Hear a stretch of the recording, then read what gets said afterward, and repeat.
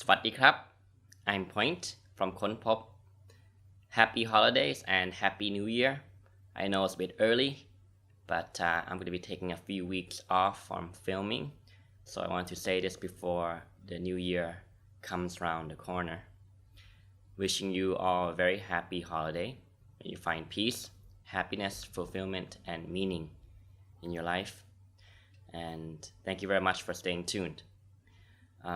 And I hope you find these videos valuable. So today I want to really do a short video adding to the topics that I did previously the last few weeks on cultivating awareness and where can we begin to really do that practice. So I want to propose this video from this perspective.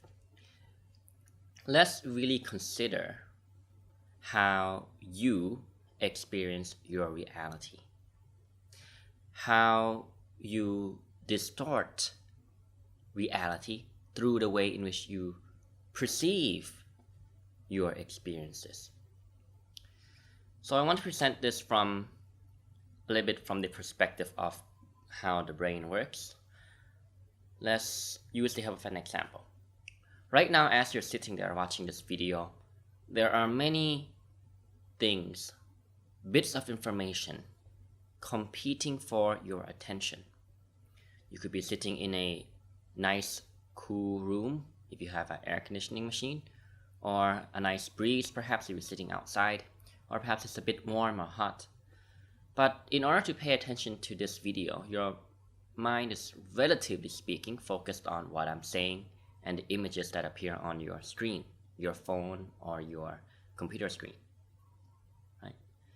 In order for you to make sense of what I'm saying here, your brain literally can't pay attention to every single bit of data. It can't pay attention to the sensation of the breeze or the cool air or the lighting or whatever is in your background, perhaps what is the painting in the corner of your room. Your mind sort of ignores that for a moment, if you see what I mean here.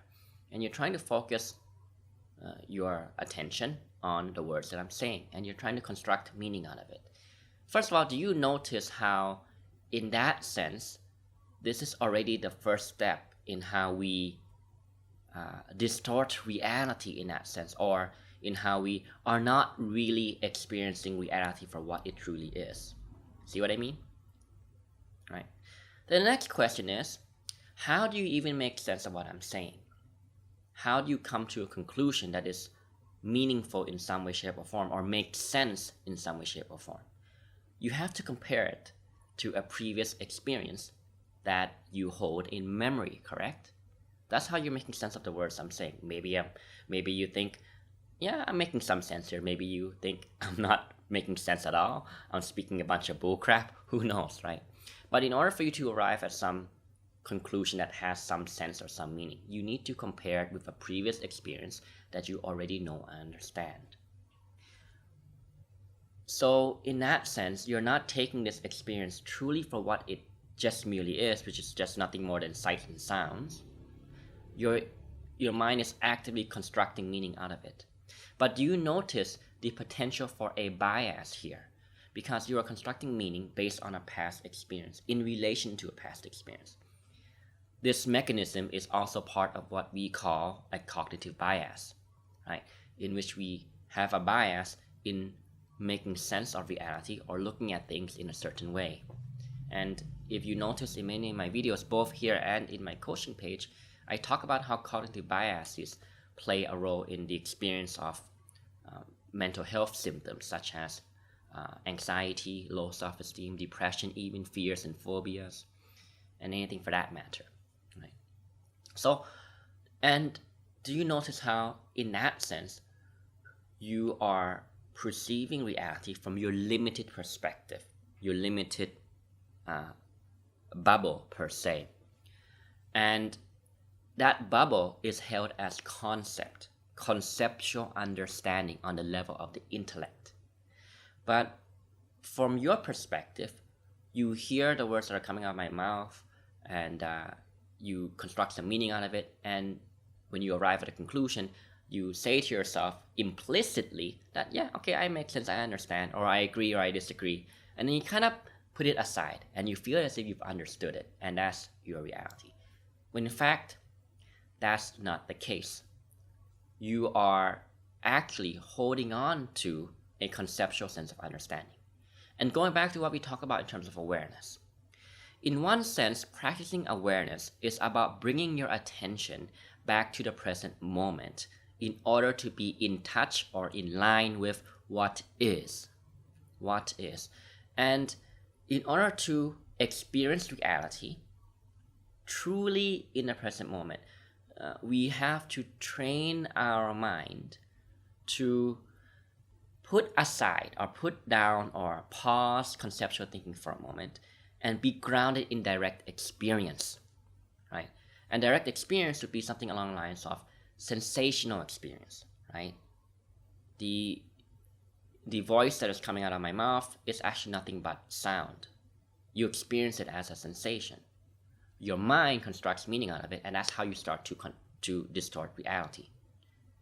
For example, somebody who has low self-esteem or is suffering depression, in one regard, it could be said that they are in the cognitive bias of interpreting things in a way that is harmful to their self-esteem, hence contributing to their low self-esteem problem, or in a way that is serving to make them feel more depressed, right?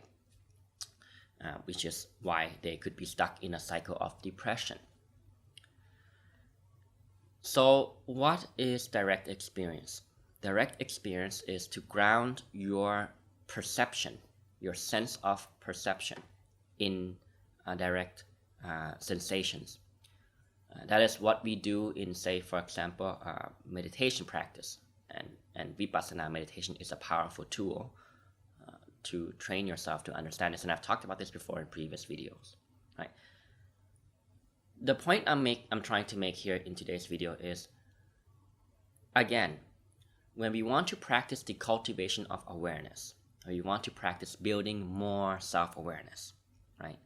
It requires the understanding, the mindfulness, or the awareness, or the attentiveness, whatever you want to call it, of being able to distinguish between when you are stuck in conceptual thinking, which is out of touch with reality at its highest level or its most true level, and distinguishing that from your ability to recognize what it is that you are truly experiencing in the here and now, prior to your mind's own judgmental interpretation based on good, bad, likes, dislikes, me, mine, this, that, based on labeling that I've mentioned many times in many of my other videos. So I hope this short video could be a valuable insight for you to reflect on, to contemplate on, and to hopefully begin to practice. Right, so I invite you to practice along with me over this new year. Try to recognize when your mind is lost in conceptual thinking. And when you recognize that you're lost in conceptual thinking, oh, the weather is very hot, it's a bad day, it's a boring day, I'm stressed, I'm frustrated, right? I don't like the food, I don't like the smell, or anything for that matter. Bring your attention back to what is prior to your mental projection, prior to your mental labeling and judgments. And try that for a bit, and you'll start to recognize that you're able to gain a bigger perspective on things because you're able to understand what is just your mind-made construction and what is direct experience. And that's where the present moment lies, in the direct experience of the here and now. Okay? Hope this was valuable. Thank you very much for watching. Happy holidays. Wishing you all the best. See you next time. สวัสดีครับ